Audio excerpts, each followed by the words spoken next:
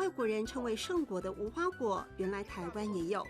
云林峦背的这处果园，绿色隧道的主角，就是在圣经和古兰经上都有记载的奇异果实。无花果的话，在台湾是很少见，不是少见而已。它是属于那个热带，然后是沙漠的地方会比较多。东北季风的威力让人和植物都不舒服，况且无花果叶子的特性容易让人过敏，采收得全副武装才行。这一定要绑绳子，对不对？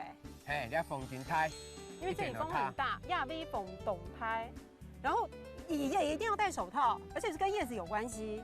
对，它这个跟叶子有关系，因为这个的话容易导致皮肤过敏。莫打插布的嘛，就进来的时候不要打赤膊，对不对？对。唔好打插布，亚威缝懂胎，唔好打插布。新鲜的无花果要完整不容易，看起来像揪着嘴的果实是裂果的瑕疵，没办法卖，当场成了小女孩的点心。它皮很薄，然后皮很薄的时候会造成说我们在运输什么不方便，而且保鲜也不容易。要送到消费者手上，得历经诸多考验。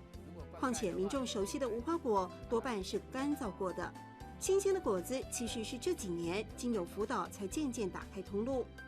农作物的话，跟做事业是一样的，你要把它做出兴趣，不然的话不用谈。克服天候问题，克服病虫害，如今1分地产量可以有4000公斤。李宗达在这片无花果园花2-3年完成一件事，努力看得见。亚威缝懂胎，唔好打插布。